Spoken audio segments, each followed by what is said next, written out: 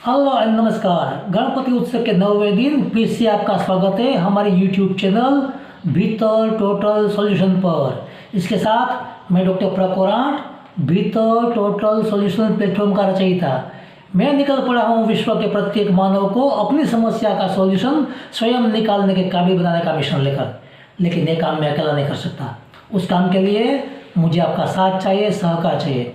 अगर इस काम में आप मेरे साथ जुड़ना चाहते, मेरे साथ देना चाहते, तो आज ही हमारे YouTube चैनल भीतर टोटल सॉल्यूशन सब्सक्राइब नहीं किया है तो सब्सक्राइब कर लें और हमारे साथ जुड़ जाइए। और इस वीडियो को अंत तक देखना और शेयर करना, लाइक करना ना भूलें। और आज 9वें दिन, गणपति उत्सव के 9वें दिन हमारा मनोमंथन का विषय है रिद्धि सिद्धि। जो माना जाता है रिद्धि और सिद्धि गणपति जी की पत्नियां थी। तो रिद्धि सिद्धि के बारे में हम थोड़ा सोचेंगे। रिद्धि सिद्धि का अर्थ क्या है उसके बारे में सोचेंगे। रिद्धि का अर्थ होता है साधन संपन्नता और सिद्धि का अर्थ होता है सफलता। साधन संपन्नता में क्या होता है? हमारा अच्छा घर, हमारे जो आमदनी है, हमारी संतति है, ये सब हमारा सम्मान है, ये सब हमारी रिद्धि है और हमारा और साधन संपन्नता है। और सफलता वो अलग चीज़ है। सफलता के साथ तुरंत ही आपको सम्मान मिलता है, ऐसा हर बार नहीं हो सकता। तुरंत ही आपको आमदनी मिल सकती है, हर बार नहीं हो सकता। समझ लो कोई एक वैज्ञानिक कोई रिसर्च कर रहा है तो रिसर्च में सफलता मिलना है वो उसकी सिद्धि है, अचीवमेंट है।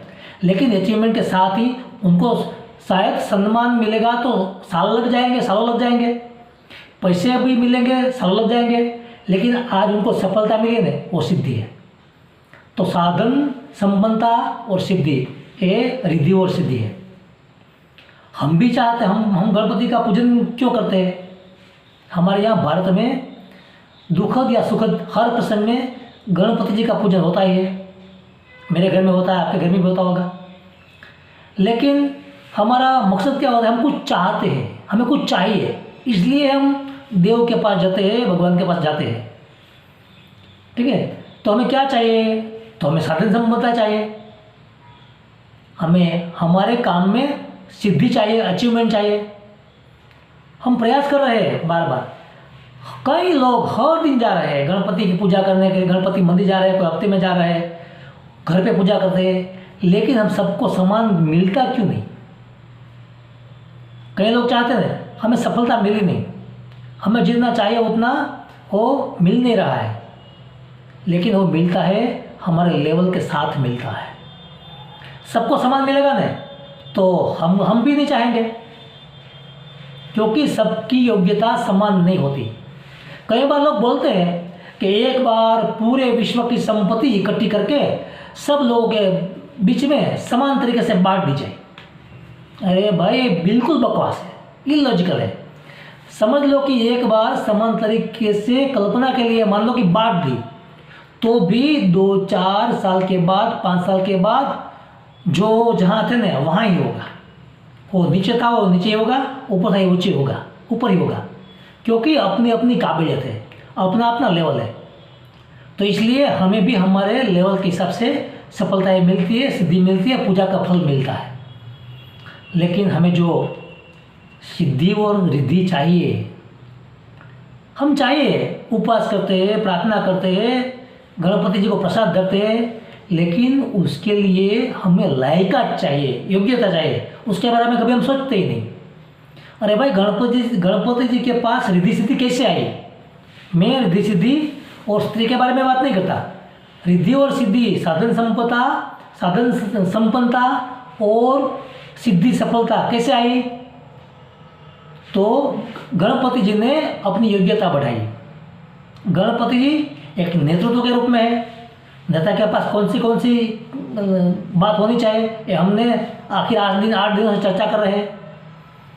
लेकिन गणपति जी के पास जो है वो हम भी पालेंगे, हमारे जीवन में लाएंगे, तो हमें भी साधन संपदा और हमें भी सिद्धि मिल सकती है। साधन संपन्नता और सिद्धि दोनों मिल सकता है। तो उसके लिए क्या चाहिए? गणपति जी की सिर्फ आरती करने की नहीं है, गणपति जी के जो गुण है वो हमारे जीवन में लाने का है। जब हम लाएंगे तब सब मिलेगा। तो हमने जो अलग अलग बात पर चर्चा की थी, मनोमंथन किया था, तो उनमें अंडरस्टैंडिंग थी। तो सबसे पहले हमारी अंडरस्टैंडिंग का लेवल बढ़ाना चाहिए। अंडरस्टैंडिंग में क्या होता है, हमें अंडरस्टैंडिंग क्या करना है, किसको समझना है। हम दुनिया को समझने का प्रयास करते हैं, पहले खुद को समझो। जो अब खुद को समझेंगे ना तो पूरी दुनिया समझ में आ जाएगी, क्योंकि हमारे में है, सब बाहर है। यथा पिंडे तथा ब्रह्मांडे और यथा ब्रह्मांडे तथा पिंडे हम बोलते हैं ना, तो एक दूसरे के साथ जुड़े हुए हैं। तो खुद को समझना है। हम खुद को समझने में सफल नहीं है, इसलिए हम दुखी है। हमारा हर दिन का प्रयास क्या होता है, दूसरे का ही गुणगान करते हैं, दूसरे का ही हम गुण दोष शोधते हैं, दूसरे का समझने का प्रयास करते हैं। हमारी अंगुली दूसरे के सामने होती है, फलाना ऐसा है, वो ऐसा है। अरे भाई, हम एक अंगुली किसके सामने अंगुली निर्देश करते हैं तो हमारे सामने 3 अंगुली होती है। इसलिए वो कहा जाता है कि खुद का अभ्यास करो, खुद को समझने का प्रयास करो। सारी दुनिया का भंडार हमारे भीतर पड़ा है, लेकिन हम भीतर देखते ही नहीं है, हम अपने आप को समझते ही नहीं है। एक बार कोई मरजीवा सागर में गया तो सागर का पानी मुंह में गया और थू करके निकाल दिया। तो सागर ने बोला, वो पंक्ति गुजराती में है, लेकिन मैं वो गुजराती बोल के बाद में हिंदी में बोलने का प्रयास करता हूँ। गुजराती में सागर ने बोला, खारा नीर जानी करी मरजीवा का फेर मोह। खारा नीर जानी करी मरजीवा का फेर मोह। અમારા તળિયા તો તપાસી જો તને કુબેર પણ કંગાળ લાગશે। અમારા તળિયા તો તપાસી જો तने कुबेर पर कंगाल लगसे। सागर ने बोला, तू ऊपर ऊपर हमारा पानी देखता है ना, क्षार वाला, तो मुंह मत बिगाड़, ऊपर का लेवल देख के मत बिगाड़। अरे हमारे बॉटम लेवल धरातल तक तो जा, सारा भंडार वहाँ ही पड़ा है। तुझे कुबेर भी क्या लगेगा, कुबेर भी सामान्य लगेगा, कुबेर भी कंगाल लगेगा। इतना समृद्धि हमारे तल पर पड़ी है, भूतल पर पड़ी है, हमारे बॉटम में पड़ी है। ऐसा ही हमारे खुद के जीवन में है। हम खुद के भीतर जाते ही नहीं, इसलिए हम दुखी है। पूरी दुनिया का, पूरे विश्व का भंडार हमारे भीतर पड़ा है। तो हमें क्या समझना है, खुद को समझना है। क्या समझना है भाई, जो वो समझो ना कि मुझे क्या चाहिए, मुझे जो पसंद है वो मेरे व्यवहार में है। मैं चाहता हूँ कि मुझे को सम्मान दे, तो मैं दूसरे को सम्मान देता हूँ क्या? मैं चाहता हूँ कि कोई व्यक्ति मेरे साथ अप्रामाणिक न बने, तो मैं दूसरे का साथ प्रामाणिक हूँ क्या? मैं चाहता हूँ कि कोई मेरे साथ विश्वासघात न करे, तो मैं दूसरे के साथ विश्वासघात करता हूँ क्या? मैं चाहता हूँ कोई सामने वाली व्यक्ति मुझे कोई भी चीज़ मेरे हो तो अच्छी दे, क्वालिटी वाली दे, तो मैं क्या सबको जो भी मैं बेचता हूँ, जो भी मैं सप्लाई करता हूँ, वो क्वालिटी वाली देता हूँ क्या? इसलिए हमें समझना चाहिए कि जो मैं दूसरों से चाहता हूँ वो मैं दूसरों को देने के लिए तैयार हूँ क्या, देता हूँ, तो मैं अपने आप को समझ रहा हूँ, समझ लीजिए। तो ये अंडरस्टैंडिंग हमारी जितनी बढ़ाएंगे ना, उतना हमारा जीवन सुखी होगा और जीवन का मजा आएगा, जीवन कभी सजा नहीं लगेगा। तो उसके लिए क्या चाहिए, तो अंडरस्टैंडिंग लेवल। तो अंडरस्टैंडिंग समझने के लिए, अंडरस्टैंडिंग लेवल बढ़ाने के लिए हमारा ऑब्जर्वेशन, अवलोकन क्षमता ठीक होनी चाहिए। और हमारे आसपास ही सॉल्यूशन पड़े होते हैं, लेकिन हमें मालूम नहीं होता। हमारी समस्या का समाधान हमारे आसपास ही पड़े होते हैं, लेकिन हमारा ऑब्जर्वेशन में आता ही नहीं है। हमारा ऑब्जर्वेशन लेवल बढ़ाना चाहिए। और ऑब्जर्वेशन कहाँ से आता है, इनपुट से आता है। इनपुट कैसे होता है, श्रवण से। सुनना चाहिए। हमने बोला था ना श्रवण क्षमता के बारे में बात करते समय कि ईश्वर ने हमें कान 2 दिए, मुँह 1 ही दिया है, तो हमें बोलने से ज़्यादा सुनना चाहिए। और हम वास्तव में क्या करते हैं, सुनते हैं कम, बोलते हैं ज़्यादा। तो अच्छी अच्छी बातें सुननी चाहिए, प्रेरणादायी जो कथाएं सुननी चाहिए। वो सुनने से हमारा लेवल बढ़ता है, और सुनने से भी आता है और आँख से देखने से भी आता है। हमारा शास्त्रों पढ़ेंगे,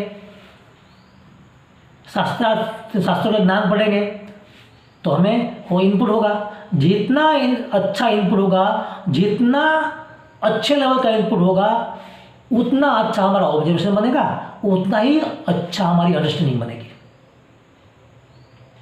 तो ये हम गणपति के सब गुण है, हम जीवन में लाते नहीं है और अपेक्षा रखते हैं हमें रिद्धि सिद्धि मिले, तो ये लाना चाहिए।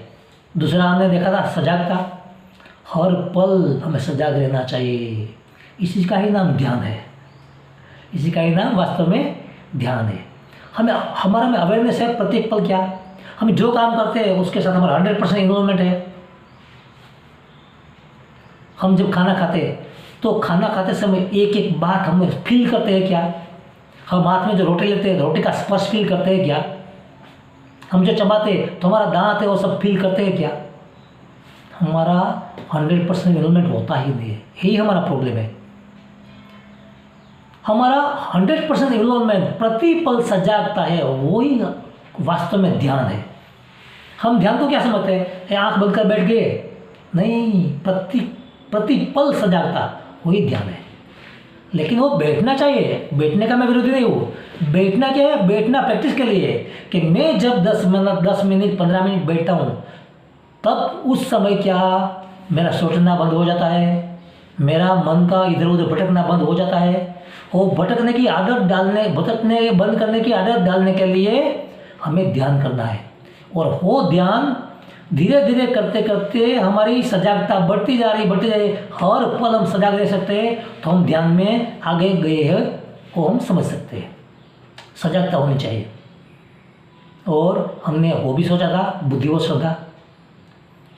श्रद्धा भी होनी चाहिए। हमें लॉजिक भी चलाना है, पूरी तरह से लॉजिक चलाना है, और साथ में श्रद्धा भी रखनी है। जब हमारा लॉजिक काम करना बंद हो जाए तब से हमारी श्रद्धा होनी चाहिए, और श्रद्धा ही जीवन का महत्व का भाग होता है।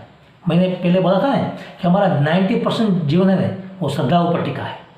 श्रद्धा यानी बिलीफ लेवल आपका नहीं है तो आप किसी भी जगह सफल नहीं हो पाएंगे। आप जो मानते हैं कि मैं तंदुरुस्त होगा तो तंदुरुस्त हो गए। आप मानना चाहिए मैं हमेशा ने माटे स्वस्थ हूँ तो आप स्वस्थ रहेंगे। आप मानते हैं कि मैं बीमार हूँ तो बीमार रहेंगे। हमें मानना चाहिए। हमने जो भी हमारा लक्ष्य निर्धार किया है, तो साइकोलॉजी ये कहता है कि लक्ष्य हमें निर्धार किया है, लेकिन लक्ष्य हमें मिल गया है ना, ऐसा भी फील करना चाहिए। तो हम मानते हैं कि जो मेरा लक्ष्य है वो मुझे प्राप्त हो गया है, तो मानना पड़ेगा। बिलीफ लेवल पर हमारा जीवन टिका है। वैज्ञानिक जो संशोधन करते हैं ना, वो मानते हैं कि वो सफल हो गए हैं, उनको दिखाई देता है। तो हमें क्या होना चाहिए, बुद्धि और श्रद्धा, हमारा बिलीफ लेवल स्ट्रॉन्ग होना चाहिए। अगर आप किसी के पास आपका जो लक्ष्य लेकर जाएंगे ना, तो हवा निकाल देंगे, क्योंकि हमारे सपने को प्रोत्साहन करने वाले कम लोग होते हैं, हवा निकालने वाले ज़्यादा होता है। तो हमें जो अच्छा लक्ष्य है, अच्छा सपना है ना, तो स्वप्नों को संभालने का भी काम करना पड़ता है। आप कहीं से प्रेरणादायी बात सुन के आए और तय कर लिया मैंने तो लक्ष्य ऊंचा रखा है, मैं करना चाहता हूँ, आसपास वाले पूछेंगे अरे जरा आरसी में देख के तो आ, तेरा मुंह तो देख क्या, ऐसा बोल देंगे। तो हमें वो बिलीफ लेवल होना चाहिए। 1000 लोग ना बोलेंगे तो भी मैं मानूंगा कि मैं कर सकता हूँ। मुझे इस स्थान पर एक बिलीफ लेवल का उदाहरण इसलिए देने का है कि जब पहली बार कोई ने मिनरल वाटर निकाला और बिस्लरी वाले ने, तो उस समय दूध का दाम 1 लीटर का 8 रुपये था, और उसने बोला कि मैं पानी को शुद्ध करके बोतल में पैक करके मैं 12 रुपये लीटर बेचना चाहता हूँ। 1000 लोगों को पूछा होगा, अरे वो 1000 लोगों में से एक ने भी हाँ नहीं बोली, क्योंकि सब मानते हैं बकवास है, 8 रुपये लीटर दूध मिलता है और 12 रुपये तेरा पानी बिकेगा क्या। लेकिन उसका बिलीफ लेवल था यस बिकेगा ही, और उसने साबित कर दिया कि 12 रुपये लीटर उस समय मार्केट में वो बेच के दिखाया, और 1-2 नहीं, हजारों लोग को 12 रुपये लीटर पानी पीते हैं वो प्रूफ कर दिया। इसका मतलब कहने का है कि हमारा बिलीफ लेवल स्ट्रांग होगा ना, तो शायद आपको 1000 में से एक भी हाँ नहीं बोलेगा ना, तो भी आप कर पाएंगे। नहीं तो क्या है, हम कोई नई बात लेकर निकलते हैं, इनोवेटिव आइडिया लेकर निकलते हैं, तो किसी को पूछते हैं तो क्या बोलेंगे, नहीं इट्स इम्पॉसिबल, इट्स इम्पॉसिबल। 5 लोग बोले संभव नहीं है, तो हम मान लेंगे संभव नहीं है। इसलिए हमारा बिलीफ लेवल अच्छा होना चाहिए और हमारी दृष्टि भी समान होनी चाहिए। हमने देखा था ना वो कॉमन मैन, हमें किसी को अंडर एस्टिमेट नहीं करना चाहिए और किसी को ओवर एस्टिमेट भी नहीं करना चाहिए। हमें कहीं से भी कोई बात मिल सकती है, इसलिए किसी को नेगलेक्ट मत करो। जहाँ से सीखना मिले वहाँ से सीखो। जहाँ से ऑब्जर्वेशन करेंगे ना, तो प्रत्येक पल प्रत्येक जगह से सीखना मिलेगा, हमें सीखना चाहिए। तो ये सब जो एक गुण है हमारे वास्तविक जीवन में लाएंगे ना, तो रिद्धि और सिद्धि, साधन संपदा और सफलता हम ऐसे ही हमारे पास आएगी। इसलिए हमें गणपति जी के जो रिद्धि और सिद्धि है, हम स्त्री के बारे में नहीं सोचते, वो वास्तव में एक साधन संपदा और सिद्धि का वो प्रतीक है। तो हम भी वही चाहते हैं। हम रात दिन दौड़ धाम क्यों करते हैं? हमें साधन संपदा चाहिए, पैसे चाहिए, प्रतिष्ठा चाहिए, सब चाहिए, हमारे काम में सफलता चाहिए। तो गणपति जी की उपासना तभी वास्तव में फलीभूत होगी जब हमने जो हम मनोमंथन किए वे गुण हमारे जीवन में प्रैक्टिकल में लाएंगे, प्रैक्टिस में लाएंगे, सिर्फ बातों में नहीं रखेंगे। तो आज वो 9वां दिन का उत्सव इस संकल्प लेके पूरा करेंगे कि जो 9 दिन में हमें जो मनोमंथन किया है वो हम अमल में लाएंगे, प्रैक्टिस करेंगे, व्यवहार में लाएंगे। तो इसके साथ आज का उत्सव पूरा करते हैं। इसके साथ गणपति जी का नमस्कार करते हैं।